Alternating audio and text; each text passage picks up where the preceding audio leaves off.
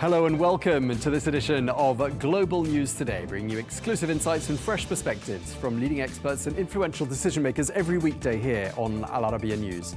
I'm Tom Burges Watson. Coming up on today's program, President Joe Biden faces criticism over his decision to pardon his son, Hunter Biden, a move which President-elect Donald Trump has called a miscarriage of justice.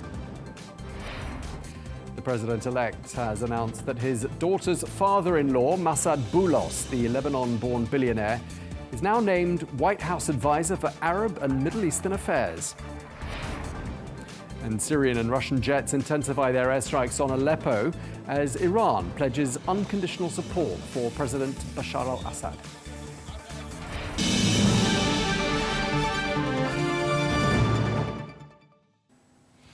Hello and welcome to the program. First of all, the US President Joe Biden has been criticized by Republicans for pardoning his son over federal gun and tax charges. Well, the chair of the House Committee of Oversight and Accountability, James Comer, on X, accused President Biden of, quote, lying about his family's corrupt influence peddling activities. Well, President-elect Donald Trump has also responded by calling for the pardon and the release of the January 6th, quote, hostages. Well, for more, we can cross to Washington and speak now to Bill Daley, the former White House Chief of Staff to President Barack Obama, who also served as Secretary of Commerce under President Bill Clinton. Thank you very much indeed for taking the time to speak to us. Can I just start by asking you for your reaction to this news of a pardon for Hunter Biden? Well, anyone who knows the president and knows the closeness of his family, I don't think would be surprised that at the final days or weeks of his administration, that he would pardon his son. It is a very personal thing. The family has gone through much over the last number of years of difficulties. There's a strong belief by the president and his family that Hunter was targeted. It was one of the very, very, very few tax charges or gun charges. So there's circumstances, but knowing the closeness of his family, I don't think anyone who really knows that family is at all surprised by the president's action. But there are those who are going to say, should presidents really be using clemency to help their friends, family, and their allies? What do you say to that? Well, there's no doubt that there's much criticism that's going to come to him, and he knows that. And you look at previous presidents, President Trump, at the end of his term, pardoned a whole host of people who never went through any sort of process at the Justice Department either for that pardon. Obviously, it is a unquestioned power of a president. It will affect in history how he's viewed, and that is important to presidents when they leave office. So there's a lot of haranguing right now by people who were very supportive of other presidents giving pardons out willy-nilly without a lot of logic at times to those pardons. So I think there is a bit of hypocrisy going on. On the other hand, there's no doubt this will affect the president's legacy and how he is viewed by people in history. How do you think it will change it? Do you think it will be permanently stained as a result? Oh, I think it will be something that will be noted. I think over time it will be viewed as strictly a personal thing. Obviously, he is taking criticism. He knows, I'm sure he knows he would. But, you know, when you get down to the point of an 82-year-old man who's got one son left, who has had all these difficulties, and their family believes strongly that he was targeted because of who his father was, and that if he was not a Biden, he would not have been, this is their opinion, would not have been targeted, and therefore it is the only right thing to do as a family at the very end. He has that power. But there's no question, as I say, it will impact his legacy. And in terms of the charges, tax violations, firearms-related charges, just how serious do you think they actually were? Well, the gun charge, I don't think anyone could find but a handful at most. I don't know the real details, to be very honest with you, Tom. But I don't think there were many cases at all of people in a similar situation as he was on that gun charge that were then going to be put into prison as a first offense. On the tax charge, to a certain degree, a similar thing. Again, the charge was not paying taxes, which he then eventually paid with interest. Again, a case that usually, for someone not so high profile, but there's good and bad to be high profile. Obviously, he benefited from the profile that he had. On the other hand, when you make mistakes as he did, that then justify a case, you've got to understand that that's the good and bad of these family positions. When someone like the patriarch of the family is the president, the whole family in certain ways benefits, and then there's a negative side to that comes with it. I think a lot of people were a bit confused because 5 weeks ago, the White House press secretary said there have been no plans for any such pardon. And I'm just wondering why you think since the November the 7th, there's been this I don't think it has anything to do with a date or a statement or anything like that. I think he was intent, and the government made it clear, the prosecutors in the case, that they were going to go for rather long-term sentencing in their statements to the judge, that they wanted real jail time for him. And that probably was the final straw on the pile of hay for this president to make the decision. But it is again, many people have talked about this in the past, the unquestioned power that a president has to grant a pardon for no matter what reason he or she wants to. And again, there's plenty of examples of different presidents, former president himself with pardons at the end, with other presidents doing pardons at the end that were rather controversial, that impacted their legacy, some long-term and some short-term. Okay, but I guess the sense of my question is perhaps whether there's a good deal of nervousness at the moment that Donald Trump is going to come good on the sort of threat he's put out there, that he will go after some of his opponents, legally speaking. Yeah, and I think he has been very clear on that for a very long time, nothing to do with a pardon by the president of his son. So that's a whole nother issue, that when the president-elect has control of the functions of government, especially the Department of Justice, he has made it clear that he is going to look at cases and actions that were taken against him over the last 8 or 12 years, whatever period he wants. But he's been the one thing about President-elect Trump is he's very clear in what he says. There's not a lot of smoke and mirrors there. He's made it very clear what he plans to do, and it remains to be seen whether or not he will do that, and can the Attorney General, if she gets confirmed, the nominee, that she will take those sort of actions, and then what the court system may do. We do have a very aggressive court system, as you know, and there are judges throughout the country from different parties, different presidents appointed, and they will, I'm sure, be faced with a number of cases that they'll have to decide. Just to be clear, I mean, let's imagine a scenario in which Kamala Harris had won the election. I mean, do you envisage President Biden in that situation seeking a pardon for his son, or would he have felt it wasn't necessary? I think he would have pardoned him anyways. It's my opinion. Okay. A full and unconditional pardon, he says, for any offences committed during the period 1st of January 2014 to the 1st of December 2024. That's a 10-year period. Just tell us about a presidential pardon. Can it be reversed? No. So that's it for in terms of what the next administration wants to do. They cannot come after Hunter Biden in any way. Not on federal cases in that period. Obviously, state prosecutions are different than federal. He has pardoned them for any federal crimes. That's the only power the president has. It does not apply to state cases, as the case that President Trump was in New York state courts. He can't pardon himself from that case. So it applies to all federal cases in that period. So, and no, it's rather surprisingly that it was such a broad statement, but obviously the president believed that President Trump or his administration would come after his son if they were not able to go after him. Yeah, and Donald Trump has obviously reacted to this, the president-elect saying, why doesn't the pardon include the January 6th, he calls them hostages. I just wonder what you think the president-elect is really getting at here.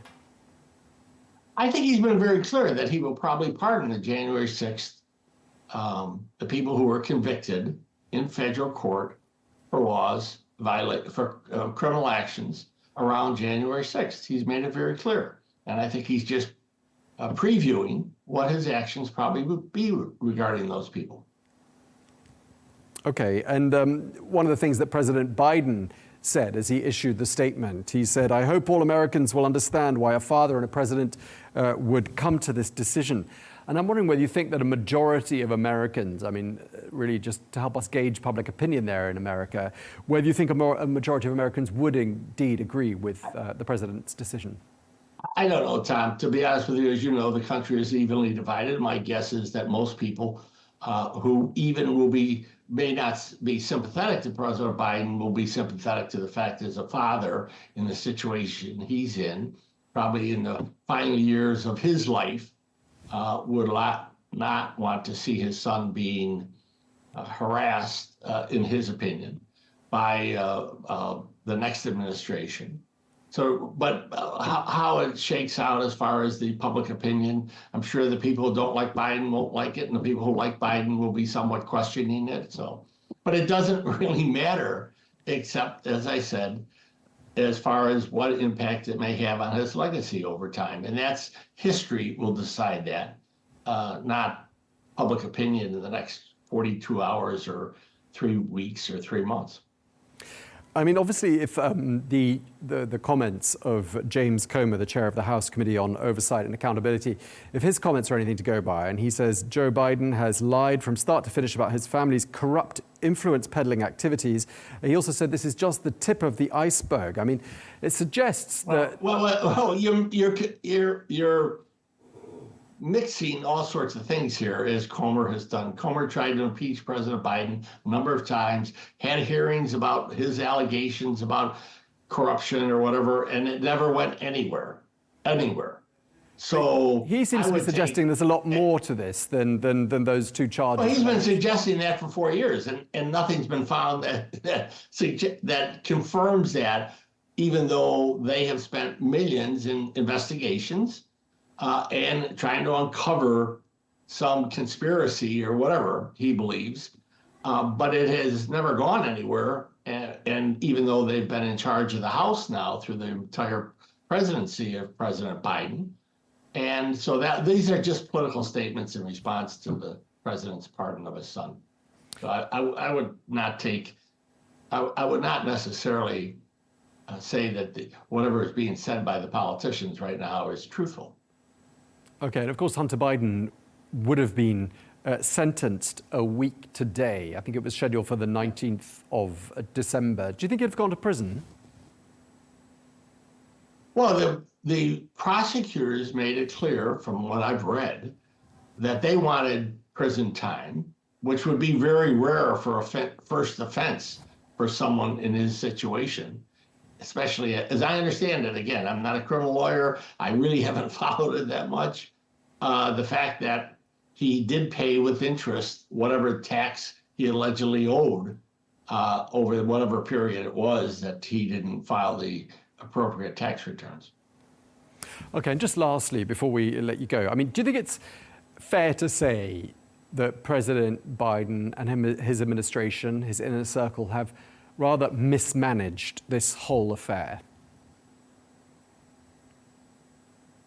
I don't know. I think when you consider all the problems going on in the world right now and all the challenges that he even faces over the next 40 days and the president-elect faces, to spend so much time on this issue is kind of a waste, in my opinion, to your listeners or viewers or anything. So, but it is what it is. All right. Well, thank you very much. We really appreciate you taking the time to speak to us. Bill Daley, thank you. Okay, well, let's get another set of opinions now, and we can speak to Scottie Nell Hughes, Republican strategist and a political commentator who joins us now from Nashville, Tennessee. Great to have you back with us here on Al Arabiya News. Donald Trump said in October that he wouldn't be surprised if Hunter Biden were to receive a pardon. So I'm just wondering whether there's really such a great sense of surprise, or is there a sense of inevitability about this decision by President Biden? I think that's quite accurate that you said that this was inevitable. In fact, most would think that it was quite noble for a father. No father wants to see their son to go to jail, especially if they can prevent it. At least a good father, which Joe Biden has attested to be several times, at least when it was politically convenient for him. But in this case, the main difference that exists besides just a good father protecting his son is that time and time again, Joe Biden told the press, his White House press secretary told the press, told the public that they would not do this. This was the action they were never going to take. Even when people offered it up, he said, no, I'm not going to take this course. And I think that's the main concern. Number one is that Joe Biden lied once again to the American people, both him and his administration. And the second concern is how broad of a net this pardon is. It's not just simply the last few years or what they want to make it out to be, this tax evasion or potentially the possession of a firearm charges. This is something that's 10-year span. And I think that's such a broad net that raises so many red flags amongst Republicans when there's so many concerns out about Hunter Biden and his business dealings internationally over the past decade to 2 decades of Biden being in power. Okay, you say President Biden lied, but let's not forget, I mean, the president has the right and the privilege of issuing pardons. He's also allowed to change his mind, isn't he? Absolutely. But time and time again, people asked him. It wasn't like he was just asked once or twice. And he was asked not only before the election, but also after the election of it. So he can change his mind. But if you are so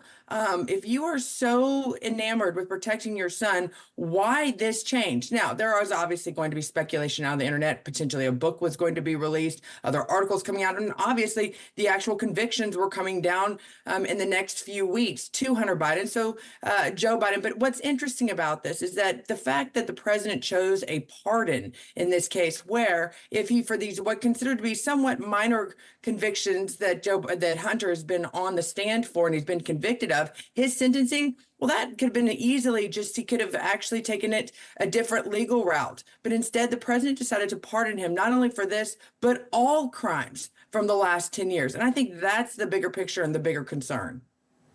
Donald Trump's no stranger to pardons, is he? Because in his final weeks in office, he pardoned Charles Kushner, and we all know that he's the father of his own son-in-law, Jared Kushner, and numerous allies who were convicted in the Robert Mueller Russia investigation were also pardoned. So, you know, these things happen, don't they? But Donald Trump never said he wasn't going to. In fact, I think a lot of folks wondered why there were other people's like Julian Assange who was pardoned on Donald Trump's out. This wasn't necessarily someone, it's not that Donald Trump told the people, I'm not going to pardon them and then changed his mind. And it wasn't his direct son that, like I said, there's so many other questions that are out there remaining. And so I think that's the difference. People want to draw this conclusion that, oh, well, Trump did this and Trump did. It's a completely different situation in the fact that none of Trump's direct descendants have been convicted in a court of law. And if it was just simply about those convictions, why in the world would Joe Biden make it such a broad pardon of 10-year span? That right there is the question that we need to be looking into. Yeah, but we often hear Donald Trump saying that he's been singled out, he's a victim of a witch hunt, all that sort of thing. So, I mean, there is the recognition out there that people in the public eye, you know, the sons of presidents included, can be subject to rather more scrutiny than the average person on the street in the United States. I mean, don't you think it's fair, therefore, that if he's given this sort of, you know, unprecedented level of scrutiny, his father should give him some sort of unprecedented treatment as well? In the words of Joe Biden, no one is above the law. And that's exactly what he said. He made that to be one of the parts of his campaign against Donald Trump over the past year. And I think the bigger question that on this, what those that say that, you know, they're saying, you know, Joe Biden is justifying this, saying, well, I'm doing this because of possible political targeting of my son in the future. Well, where would we have gotten that idea from? Where would you get that idea from? Well, because this administration did it to Trump's family, did it to Donald Trump over the past 4 years. So if anything, Donald Trump is taking a page out of Joe Biden's playbook, or at least that's Joe Biden is fear mongering and saying it's going to do. But right now there's this, you're looking at a 630-page report on that came out about Hunter's laptop. Within that report, 191 sex crimes alleged, 128 drug crimes, 140 business crimes alleged. All of those deserve to be investigated in. And I think Joe Biden's attempt to try to cover his son from any of that in the future, hopefully, is going to fail, as Republicans are not just going to take this and move on. Correct me if I'm wrong, but Donald Trump said at one point that he'd consider pardoning Hunter Biden himself. He said words to the effect he'd been a bad boy or something along those lines. Why do you think he said that?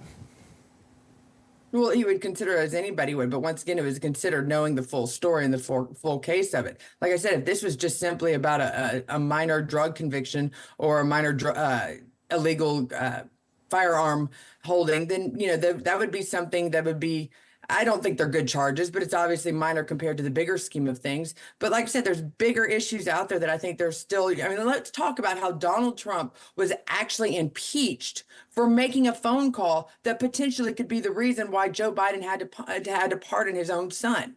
So this goes a lot deeper than just this very superficial, the minor crimes that Hunter Biden has been convicted of. We were just in the beginning of finding out exactly how big the Biden family dwellings had been internationally, as well as here at home. I just put this question to our earlier guest about the seriousness of the charges. And of course, Hunter Biden had been due to face sentencing a week today. Do you think he'd have gone to prison? If anything, it would have been a house arrest. He's been under house arrest before. It's pretty hard to put someone that has, Secret Service protection, which Hunter Biden still currently has as the son of the president, in jail, as those that have tried to put Donald Trump in jail have learned. But I think there obviously would have been some minor sentencing for the crimes he had. And that's one of those things that, like I said, people might understand why Joe Biden would have done this. What they don't understand is, why is it 10 years? Why is it such a broad net to cover Hunter Biden and all of his business dealings as well? Well, if you ask Hunter Biden, he might say something along the lines of, quote, "I have been exploited to publicly humiliate and shame me and my family for political sport." I'm wondering how you respond to that comment that he made. Well, I mean, like, if you want to detect and defer, but it wasn't the public that was in there and illegally buying a gun. It wasn't the public doing illegal drugs. It wasn't the public that was sitting there and selling access to his father all of these years, potentially violating multiple laws, both domestic and international. So he can sit there and defer and make it the public be the enemy. But the reality of it is, he cannot sit there and commit these crimes and then decry victim. As Joe Biden says, no one is above the law, even if your last name is Biden. I mean, I'd have thought there'd be a little bit of public sympathy out there. And tell me what the situation is with regards to the court of public opinion in the United States. Because, people in the public eye, their offspring are obviously in the public eye, not entirely of their own volition. I mean, is there a sense of understanding in the United States that, okay, he's not a child, but the sons, daughters, the offspring of senior political figures are to be given a little bit of slack, because after all, as I said, there are huge pressures associated with being in the public eye, and they've got no training for it. I think that the American people are very giving, have a lot of empathy, especially to those that are in celebrity status and their children, or at least they should. But in this case, it's not like it's just one time. It's not like it's two times. Let's just talk about how Hunter Biden has plagued Joe Biden's entire administration for the last 4 years. But also prior to that, Hunter Biden was always the thorn, the sort of like, not, I don't even say the bad child, but he was always the problem that was bringing the bad headlines to the Biden-Harris campaign, to the Biden administration and forefront. So it's not like the American people hasn't tried. It isn't like Hunter hasn't actually, but you're talking about a man who does continue to act like a child, a man that has a love child that they won't even hang the grandchild's the stocking along with the other family members along the fireplace at Christmas time and refused to actually even meet with this love child. So there's lots of issues about Hunter Biden. It's not just one, it's multiple. And at some point, if Joe Biden's not going to be a good dad and hold his son accountable for the actions that he makes that hurts others, maybe it's going to be the American people that have to actually hold Hunter Biden accountable, because it doesn't look like his dad's going to. Just before we let you go, just want to ask your parting thoughts, Nellie. I mean, how do you think President Joe Biden's going to be remembered? Well, that's the sad part in all of this, because if you were a Democrat and you were wanting to leave with Joe Biden having some sort of a good memory, this right here is going to be something he is going to be remembered for. And I think it's going to be his lasting legacy, is in the fact that one of his last moves was pardoning his own son. Meanwhile, just waiting things out, not to mention that there's no doubt that when Kamala Harris lost, it was really Joe Biden's legacy that lost in November. And so I think it's going to be one that's going to be of shame. It's going to be one that people are not going to speak very highly of, because obviously Democrats don't like to lose. However, considering we're living in an era right now that Jimmy Carter, who back in the 80s was absolutely in the same sort of position, was considered to be the worst president in United States history, is now being beloved, mainly, as he faces his final days. The American people are very forgiving. So it'll be interesting to see if maybe 10, 20, 30 years from now, how folks will remember Joe Biden, and if Hunter Biden will even be a blip on his screen. All right, well, we'll have to have that conversation again in a couple of decades from now. Thank you very much indeed. Scottie, Nell, Hughes, thank you.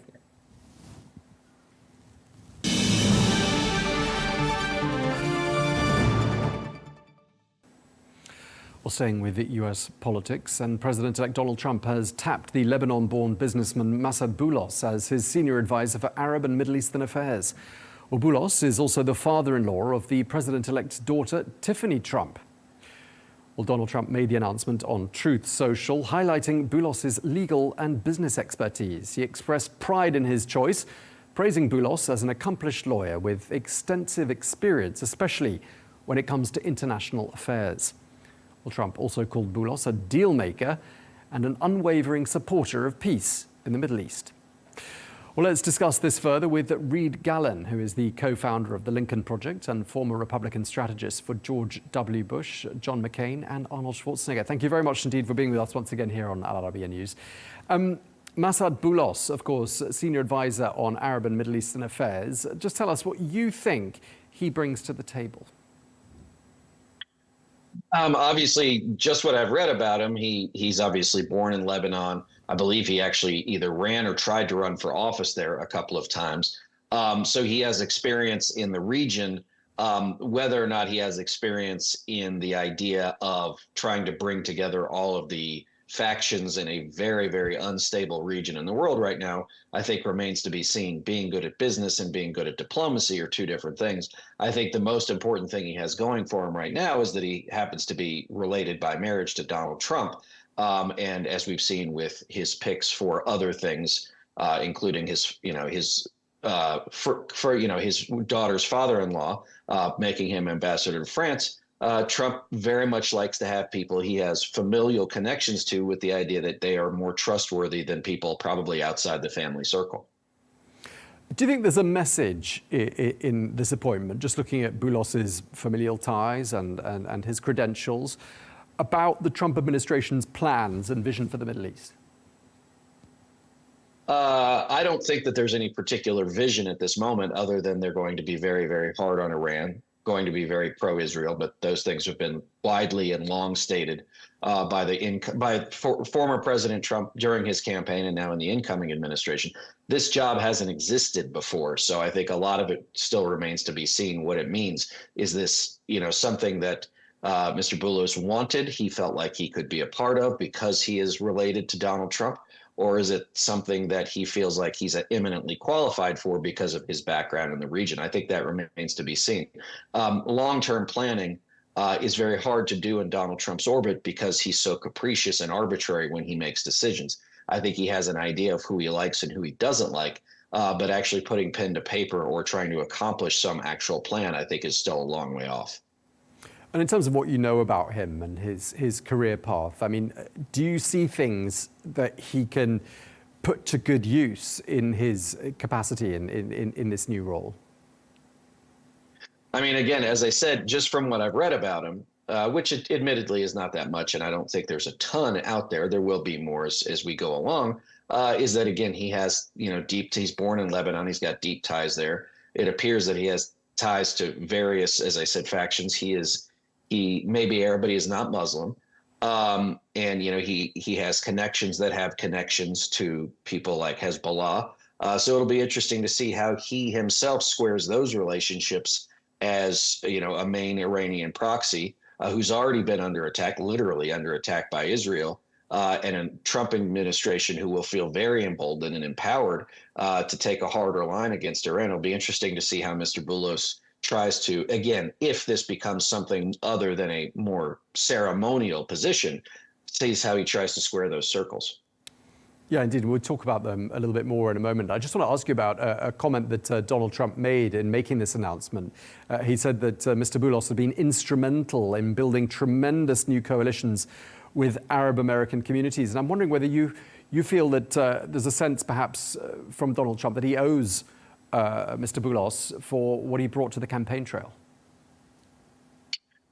Donald Trump doesn't really feel like he ever owes anybody anything. I think that Boulos was out there probably in a state like Michigan, where there is a large Muslim American community out there telling people that, that Kamala Harris and her campaign were not good for Muslims.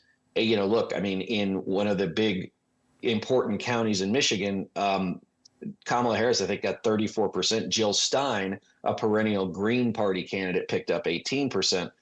In a place where you see very close, outcomes like a state like Michigan, that really does matter. So whether or not he was instrumental, I'm not willing to say because I just don't know the data that well. But also in his heart of hearts, Trump thinks he did it all by himself. So if he said that, I think it was just to put it on paper, make this guy feel good, make his daughter feel good.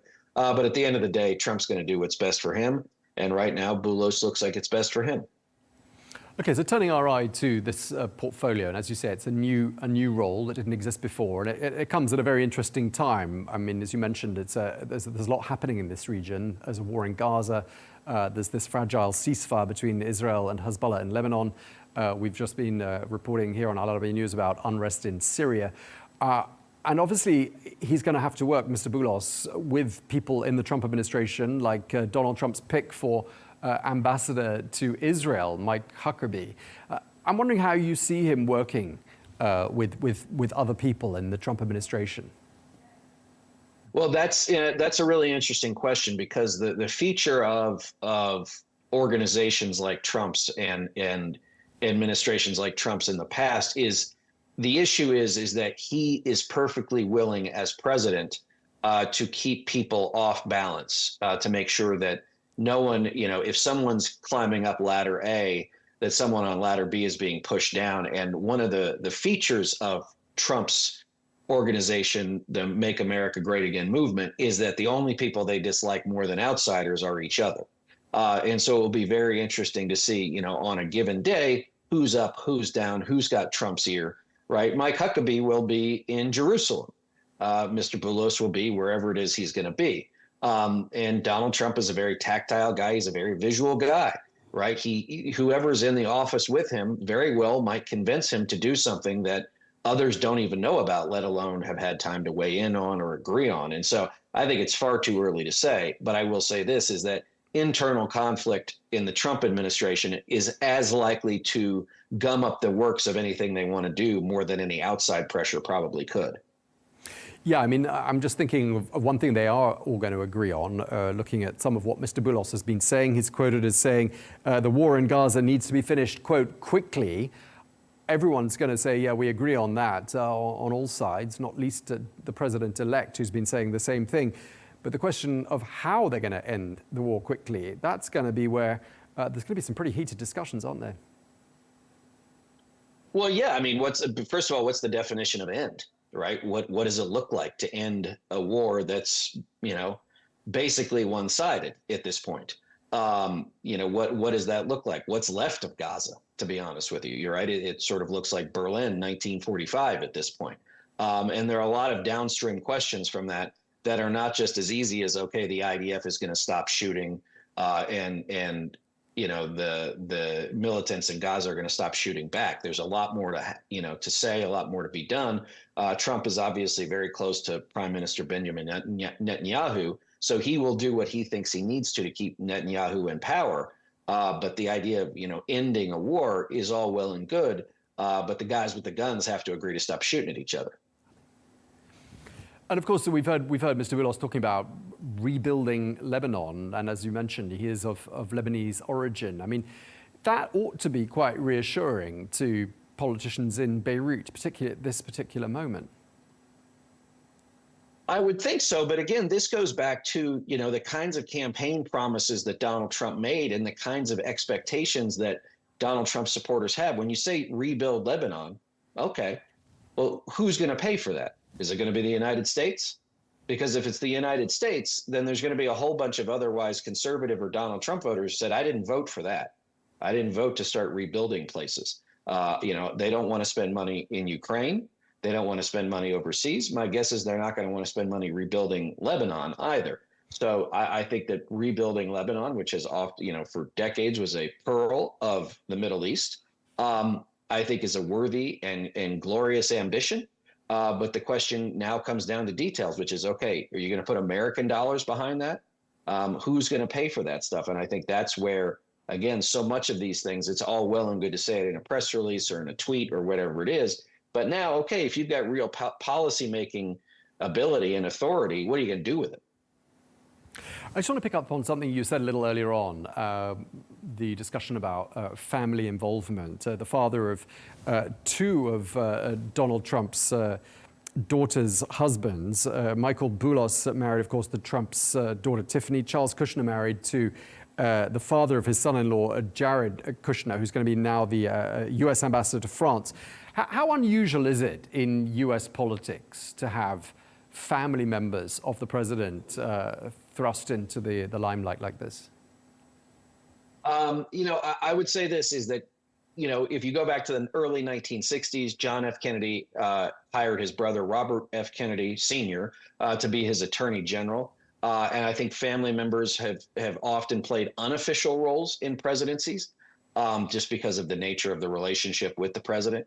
But Trump has taken it to a whole new and different level.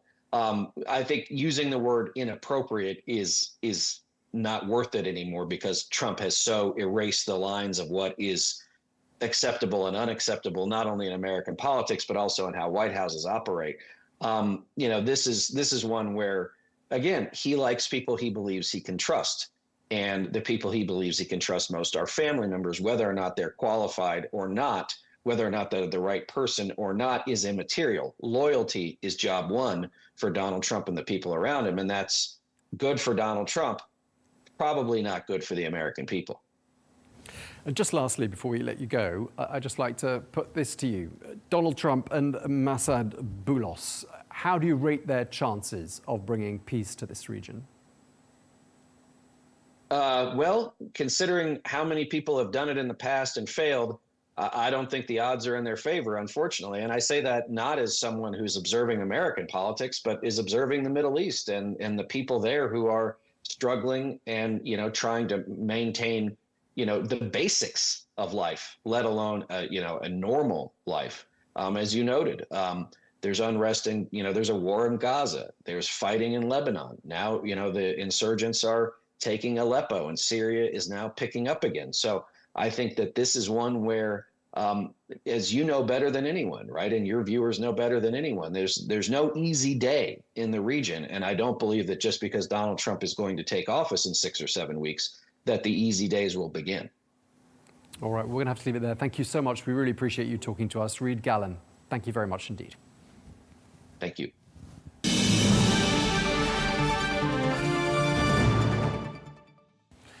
Now, Syria is back in the headlines as opposition forces make a dramatic comeback, capturing much of Aleppo, Syria's second largest city.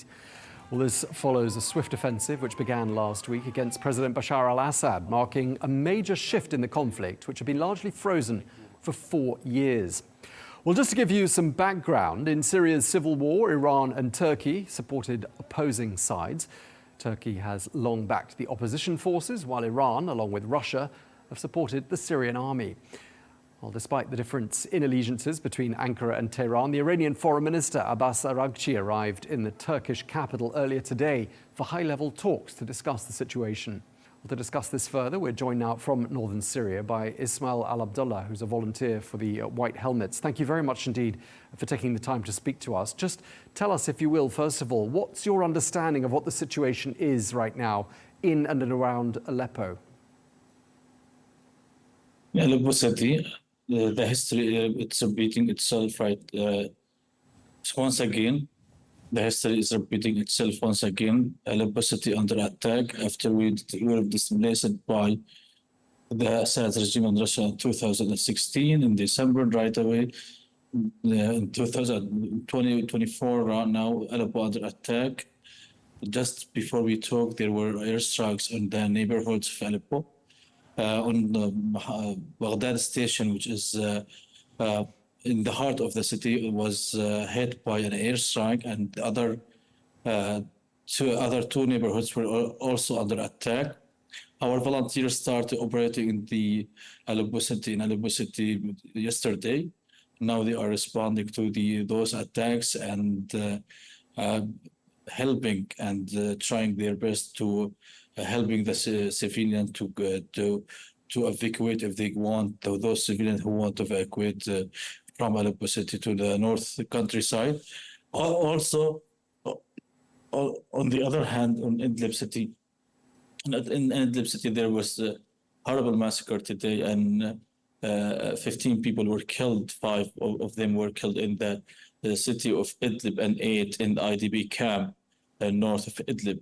Also, 2 died in Maraturin town, which is south of Idlib. Also, before we talk, there's an airstrike targeted the University Hospital of Idlib. 2 sick people died because of the oxygen broke down by the attack that happened just maybe half hour ago. Okay, so clearly the situation is evolving extremely fast. And I'm assuming that until last week, things have been fairly quiet for the White Helmets, haven't they? Yes. 4 days ago, it was quiet. Nothing is happening. Just artillery shelling on the front lines, and there were bombing. There was bombing by artillery shelling on the front lines and the town and villages that are close. But this scale of damage, this scale of bombing, this is scale of attacking civilians directly, deliberately, like what's happened in Aleppo City, the same hospital attacked the same name in Aleppo City and the same name in Idlib. Today, Idlib University Hospital was attacked half hour ago, and yesterday, University Hospital in Aleppo was targeted, also resulted in death, 10 casualties, and also a day before, also there was a big massacre in the entrance of Aleppo City. 15 people were killed by the airstrike. It's totally different from the last week and now. Now bombing everywhere, every village, every town under attack, and people are fleeing, and they are fearing from the worst that maybe they will follow up the strategy the same they did in Aleppo City before 8 years, when they followed the scourged earth. They bomb everything with all kinds of weapons, that banned weapons and all kinds of weapons. They destroy everything that gives life. Now, if this bombing will last for just few days, Idlib will be destroyed completely. All the buildings of Idlib will be collapsed, especially when they are intensifying their bombing on the city, on the center of the city of Idlib. Okay, so you're painting a picture of a new chapter of death and destruction. New chapter that we have witnessed before in Aleppo and Homs, and those cities that were collapsed, and they were filmed by the Russian media outlet that they were proud of destroying Aleppo City, if you remember, in 2016, and Homs, and those cities that destroyed completely. Okay, so yeah, and as you say, a number of people killed in these various incidents that you've been describing for us. I just want to ask you to kindly remind our viewers, because we haven't talked about the white helmets in the world news as much in recent years as we did, say, when the white helmets were founded a decade ago. Just remind us what the role and the mandate of the white helmets actually is. Yeah, the white helmets are the white helmets are the first responders, actually, in the simple words, are the first responders that they respond to the attacks to search and save the people from under the rubble. Our main and primary task that save people, putting out the fire, providing medical care and the first aid for the injured, transporting to the hospitals. And now we have secondary task to open roads, rehabilitation, the roads, improving the infrastructure, as we did in Northwest Syria. We ordinary people, we volunteered 10 years ago to help our people, and that's what we are doing over the past decade. Okay, and in terms of working with other aid groups and receiving humanitarian support from any other organizations, just tell us who you're coordinating with. We're coordinating with the local organizations like SAMS, Syrian American Medical Society. We coordinate with the forum, Syrian Forum, which has many NGOs that has different roles in the field, relief, medical support, supporting the education, also all the medical organizations that operate on the ground, because we work together. Like when we transport the injured to the hospital, they provide medical care. When they finish, we need to transport them to the accommodation centers. Those civilians don't want to flee and the organization provide the other things that it's not our task to provide: blankets, food kits, hygiene kits, etc. Okay, and just specifically with regards to Aleppo, and you mentioned for us there the university hospital being bombed. Your team obviously has worked on that rescue operation. What medical facilities are left functioning in and around Aleppo if that hospital has been damaged, as I assume it has been by the bombardment? The bad news, all the medical staff in Aleppo City left. The hospitals are closed. There's no medical staff. We are forced to transport the injured people out of Aleppo City to the medical points and the hospitals that are close to the city. So one of the coordination that we work on to coordinate with the medical organization to operate those hospitals that are closed. It's crucial for the civilians. Imagine 2 million people without hospitals. All the bombing, all the tough circumstances, no electricity, no internet, without hospitals. Okay, and you mentioned that a lot of medical staff have left Aleppo. I'm just wondering whether more generally there's been an exodus of people, large numbers of people leaving Aleppo. We've received reports of people fleeing, and I'm just wondering where they're going to. We don't know. What we know that there is a hospital and maybe in one of the neighborhoods. We go, we see that the door is closed. No one is there. No one is receiving the sick people, the injured people. But in terms of where people are going to seek safety, where are people going? Is there anywhere safe in Aleppo, or are they leaving the city? They're leaving for the north. Everyone who looking for survivor, they drive to the north countryside of Aleppo and Idlib, close to the border. They think the bombing and the clashes will not affect them. So it sounds like everyone has been taken by surprise by what's happened in northern Syria. And I'm assuming, therefore, that means a lot of people who've stayed in Aleppo are going to have limited supplies. I mean, is that going to be an issue moving forward, people having adequate access to food, medicine, water, those sorts of basic needs? Right now, the situation is very difficult. No electricity, no internet to communicate with the families. If they need help, if they need to call us, they don't have internet. The people who are operating in Aleppo, they need to communicate with each other. There's no internet. Water, the same thing. Maybe will not be water for some time because there's no electricity. Bread, the bakeries stopped from the very beginning, and people in dire need, to be honest, in dire need to have a bread right now. Maybe the whole city, the whole population in Aleppo city, they need a bread right now. The basics. Imagine about the medicine, about those who have chronic disease. It's a tragedy, actually. It's tragedy.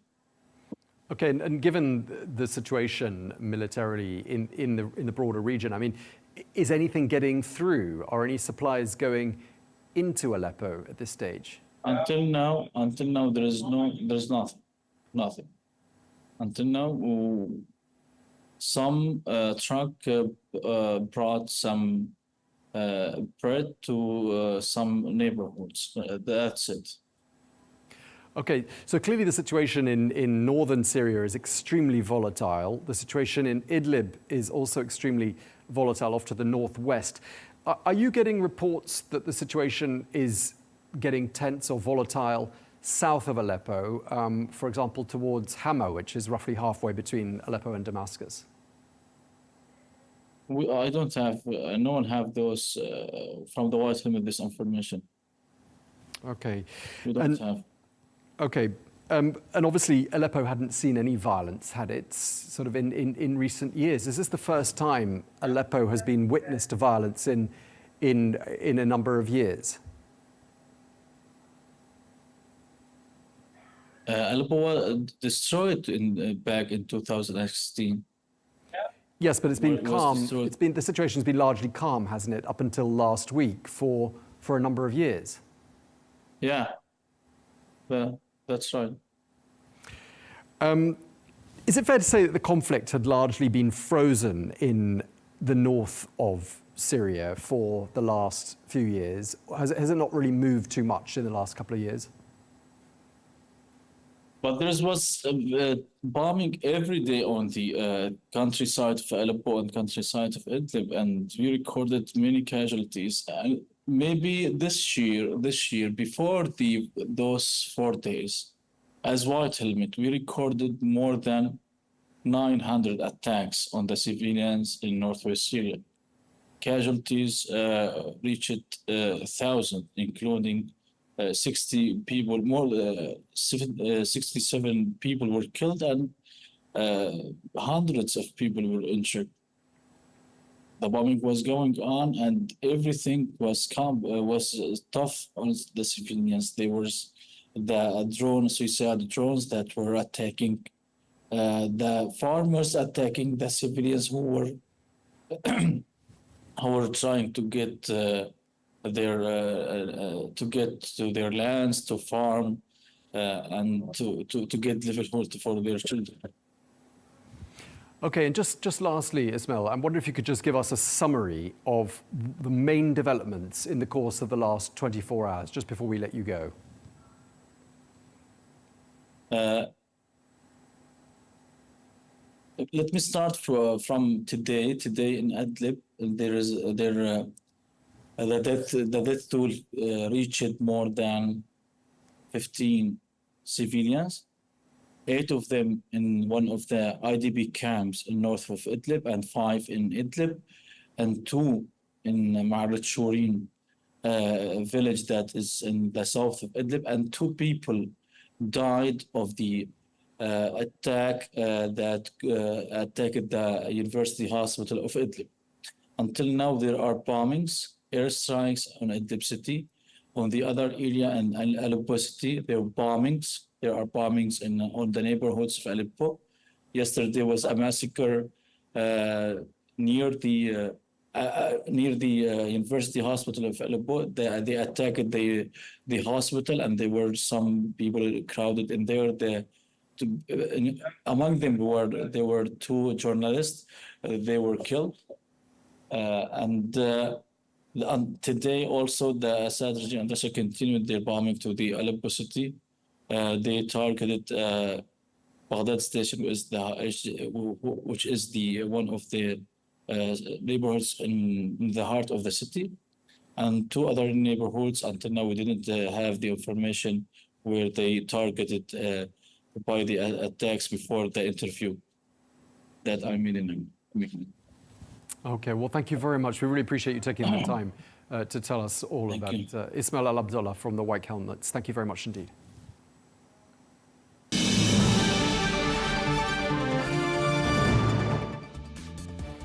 Well, that is all we have time for on Global News today. Thank you very much indeed for watching. Be sure to join us again tomorrow for more exclusive interviews. Until then, goodbye.